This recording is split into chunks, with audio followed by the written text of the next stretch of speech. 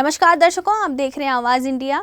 NCP Sharad Pawar की बेटी और सांसद सुप्रिया सूले ने महायुति पर निशाना साधते हुए कहा है कि बीजेपी के पास अब कोई मुद्दा ही नहीं बचा है हमारे खिलाफ बोलने के लिए, क्योंकि इस देश को उन्होंने लूटा है।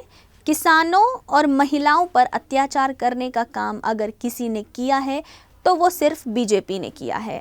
बीजेपी के सांसद ने कोल्हापुर में महिलाओं को धमकाया है, उनके खिलाफ हम कोर्ट जाएंगे, इलेक्शन कमीशन तक भी जा चुके हैं। इस गुंडागर्दी के खिलाफ हम पूरी ताकत से लड़ेंगे।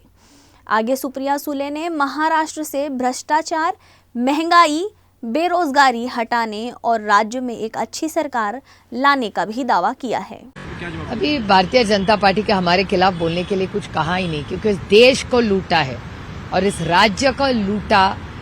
किसानों का दुख, महिलाओं का दुख, महिलाओं पे अत्याचार और महिलाओं पे धमकी ये करने का पाप किसी ने किया है तो वो भारतीय जनता पार्टी ने किया है। उन्होंने स्कीम शुरू की है और उसके बाद धमकियां, रोज महिलाओं को धमकियां दी जा रही है और भारतीय जनता पार्टी की एक गंदी राजनीति है। उनके सांसद कोल्हापुर में महिलाओं पे जो धमकी दे रहे हैं उसके खिलाफ हम कोर्ट जाएंगे। इलेक्शन कमीशन कांग्रेस पार्टी जा चुकी है और इस गुंडागर्दी के खिलाफ हम पूरी ताकत से लड़ेंगे। अभी भारतीय जनता पार्टी के पास कुछ एजेंडा ही नहीं रहा, इसलिए ये राजनीति, वो जो गंदी राजनीति कर रहे और चोरी किसने क्या किया इसके बारे मेरा तो मुंह मत खुलवाइए। दुख की एक ही बात है कि भारतीय जनता पार्टी और जो उनके मित्र पक्ष है उनके पास कुछ एजेंडा ही नहीं रहा है, क्योंकि इतना सारा भ्रष्टाचार, महंगाई और बेरोजगारी इस राज्य का सबसे बड़ा चैलेंज है।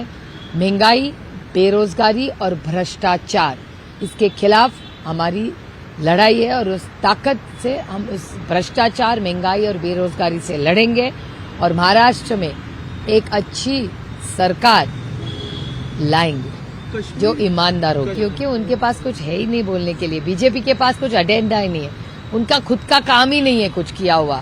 सिर्फ महंगाई, बेरोजगारी और भ्रष्टाचार, इकोनॉमिक इश्यूज, इसी पे कंप्लीटली फेल है ये सरकार।